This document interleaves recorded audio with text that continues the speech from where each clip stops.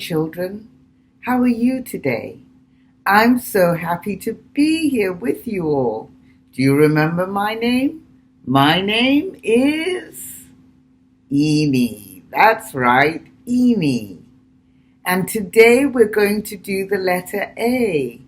And A is for ants, and A is for Andrew, and A is for apple, the letter A. And I'm going to read you a story from Aesop's Fables. And it's called The Ants and the Grasshopper, and it has a very nice moral of the tale. So without much ado, let's get on with the story. Here we are. One fine day in winter, some ants were busy drying their store of corn, which had gotten rather damp during the long spell of rain. Presently up came a grasshopper and begged them to spare her a few grains, for she said, "I'm simply starving." The ants stopped work for a moment, though this was against their principles. "May we ask," they said, "what were you doing with yourself all last summer? Why didn't you collect a store of food for the winter?" "The fact is," replied the grasshopper, "I was so busy singing that I hadn't the time." "If you spent your summer singing," replied the ants, "you can't do better than spend the winter dancing." And with that they went on with their work. And the moral of the story, children, is that idleness brings want. What does that mean? It means that if you don't work hard, if you don't do what you're supposed to do, you're not going to be able to afford the things that you really want. Idleness brings want. So you can't be lazy, you've got to work hard, and then you can get all the things you want. So that's it for me this time, children. I will see you the next time with another story and another fable and another moral. Okay, be good.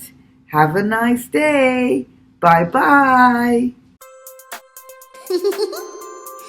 Yeah! Mary had a little lamb, little lamb, little lamb. Mary had a little lamb, its fleece was white as snow. And everywhere that Mary went, Mary went, Mary went. Everywhere that Mary went, the lamb was sure to go. Oh yeah, yeah. Let's go! It followed her to school one day, school one day, school one day. It followed her to school one day, which was against the rule. Oh, no. It made the children laugh and play, laugh and play, laugh and play. It made the children laugh and play to see the lamb at school. Oh, oh, oh. Yeah, yeah, yeah. And so the teacher sent it out, sent it out, sent it out. And so the teacher sent it out, but still it lingered near. And it waited patiently, patiently, patiently. And it waited patiently till Mary did appear. Wow!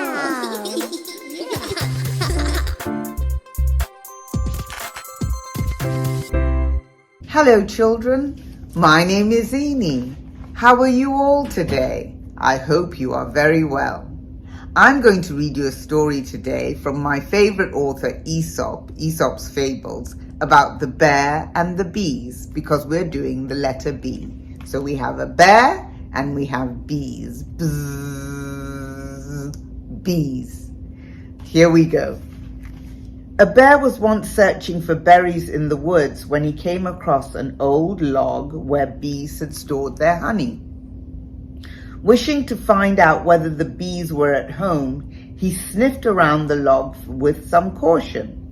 Along came a bee on his way home from the fields with more honey, and on seeing the bear, he angrily leapt upon his nose, stung him once, and flew swiftly into his house.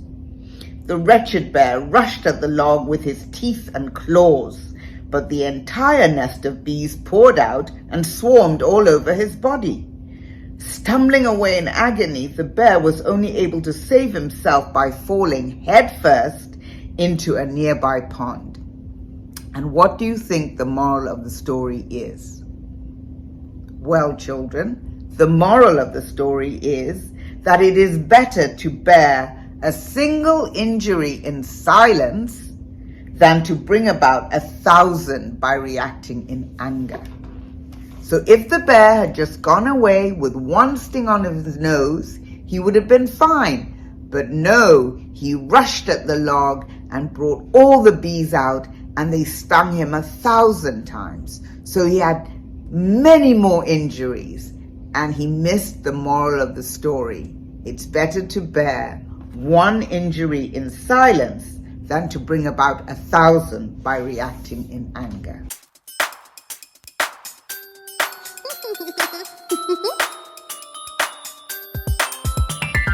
Baa Baa Black Sheep, have you any wool? Yes sir, 3 bags full. 1 for my master, 1 for my dame, 1 for the little girl who lives by the lane. Ooh, yeah. Baa Baa Black Sheep, have you any wool?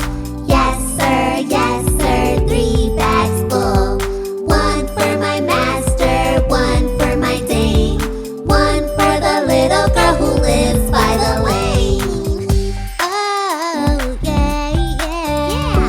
Baa Baa Black Sheep. Ooh, oh, yeah. Hello, children. How are you today? It's always so nice to be back with you and to have story time together, which I just love. I love telling you stories. So I've got another story today, and because we're doing the letter C, it's about a crow. A crow is a black bird that flies in the sky. I'm sure you've seen lots of crows. They're always around. So my story today is about the crow and the swan. A crow was filled with envy on seeing the beautiful white plumage of a swan, and thought that it was due to the water in which the swan constantly bathed and swam. So he left the neighborhood of the inns where he got his living by taking bits of meat from the plates of diners, and went and lived among the pools and the streams. But though he bathed and washed his feathers many times a day, he didn't make them any whiter, and at long last he died of hunger in the bargain. That was not a very clever crow, was it? What do you think the moral of the story is? The moral of the story is, you may change your habits, but not your nature. So, if you have blonde hair or red hair or brown hair, you can do many things to try and change the color of your hair, but you won't succeed because that is the color you were born with. Just like the crow. The crow was born with black feathers, and no amount of bathing could change the color of his feathers. It means you can change your habits. So you can change the things that you do, but you cannot change your nature. I hope you understood that little lesson, because it's a good one. It's a good one to remember. You can change your habits, but you cannot change your nature. Okay, children, that's it for this week. I'll see you next week. Bye-bye. Hickory Dickory Dog. Hickory Dickory Dog told him, Hickory Dickory Dog. The mouse ran up the clock. The clock struck 1, the mouse ran down. Hickory Dickory Dog. Hickory Dickory Dog. The mouse sniffed round the clock. The clock struck 2, away he flew. Hickory Dickory Dog. Hickory Dickory Dog. The mouse ran up the clock. Hickory Dickory Dog. Hickory Dickory Dog. Ay, Hickory Dickory Dog. The mouse ran under the clock. He found some cheese, the clock struck 3. Hickory Dickory Dog. Hickory Dickory Dog. He ate the trees under the clock struck 4, then there was no more. Hickory Dickory Dog. Hickory Dickory Dog. The mouse ran up the clock, told him, Hickory Dickory Dog. Yeah, Hickory Dickory Dog. Hickory Dickory Dog. The mouse ran up the clock. The clock struck 5, he's done for the night. Hickory Dickory Dog. Hello, children. How are we today? We're going to have a lovely morning because I'm going to read you another story. Today we're doing the letter D. D for donkey. And that's what I'm going to read about, a donkey from Aesop's Fables. And it's about a donkey in the lion's skin. Let's see if you'll get this one. A donkey found a lion's skin and dressed himself up in it. Then he went about frightening everyone he met, for they all took him to be a lion. Men and beasts alike took to their heels when they saw him coming. Elated by the success of his trick, he loudly brayed in triumph. The fox heard him and recognized him at once for the donkey he was, and said to him, "Oh, my friend, it's you, is it? I too should have been afraid if I hadn't heard your voice." So what do you think the moral of the story is, children? The moral of the story is that no disguise will hide one's true character. And what does that mean? It means that you can dress up in very nice clothes and everybody will see you and automatically think you're very nice. But maybe you're not so nice inside after all. It means that that disguise you put on is never going to hide the fact that you're not so nice after all. It won't hide your true personality. Just like the disguise for the donkey did not make the donkey into a lion, and everybody knew it was a donkey, not a lion. You cannot disguise your true character. And that is the moral of the story. I hope you enjoyed the reading, and I look forward to seeing you next time. Bye-bye, children. Bye-bye.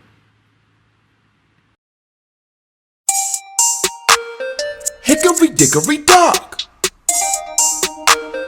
Hickory Dickory Dog told him, Hickory Dickory Dog. The mouse went up the clock. The clock struck one, the mouse went down. Hickory Dickory Dog. Hickory Dickory Dog. The mouse lived round the clock. The clock struck two, away he flew. Hickory Dickory Dog. Hickory Dickory Dog. The mouse ran up the clock. Hickory Dickory Dog. Hickory Dickory Dog. Hickory Dickory Dog. The mouse ran under the clock. He found some cheese, the clock struck three. Hickory Dickory Dog. Hickory Dickory Dog. He ate the trees under the clock. The clock struck four, then there was no more. Hickory Dickory Dog. Hickory Dickory Dog. The mouse ran up the clock. Told him, Hickory Dickory Dog. Yeah, Hickory Dickory Dog.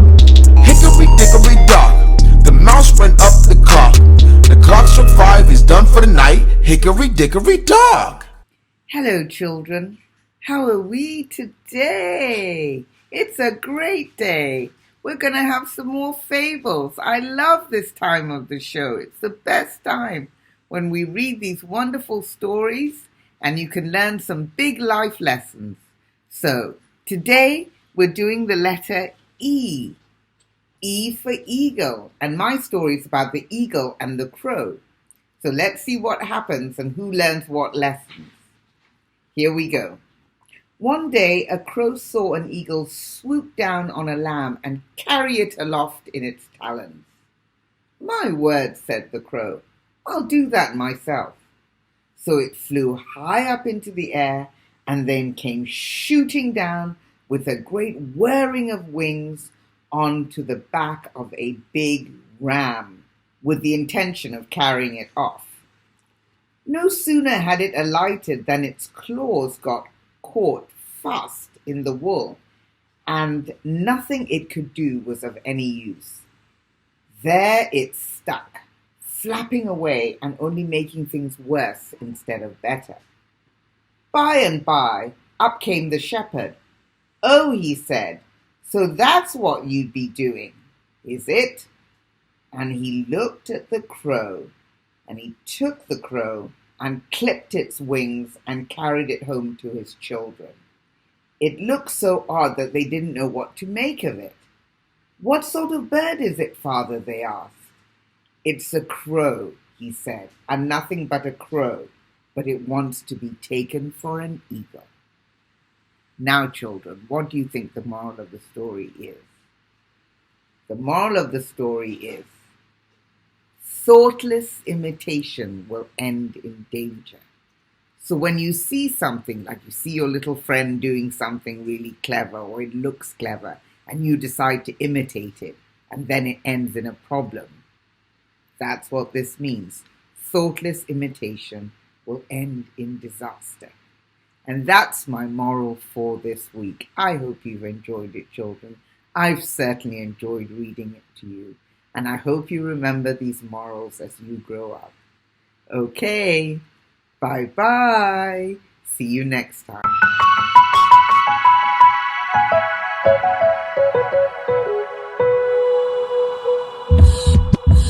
Rain, rain, go away, come again another day. Little birdie wants to play. Rain, rain, go away.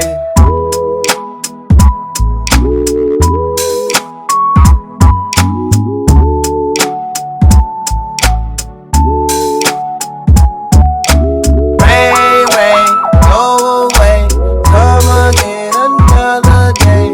Little piglet wants to play. Rain, rain, go away.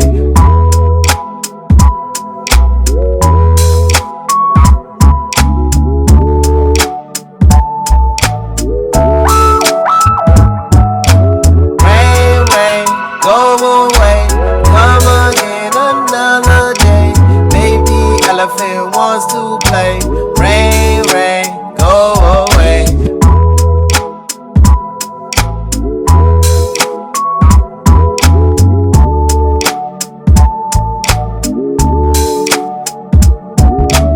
Rain, rain, go away, come again another day. Little squirrel wants to play. Rain, rain, go away.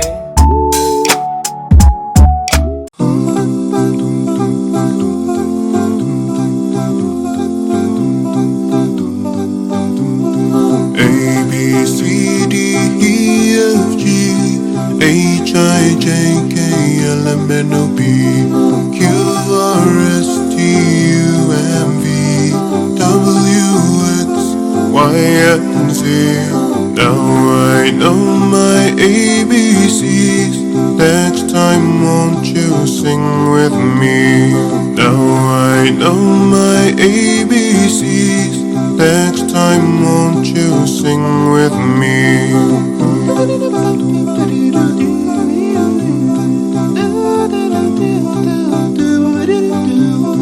A, B, C, D, E, F, G, H, I, J, K, L, M, N, O, P, Q, R, S, T, U, M, V, W, X, Y, and Z.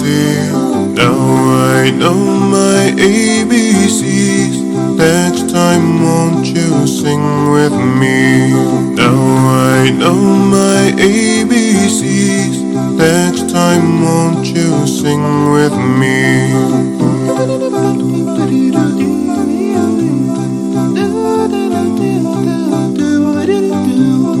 A, B, C, D, E, F, G, H, I, J, K, L, M, N, O, P, Q, R, S, T, U, M, V, W, X, Y, and Z.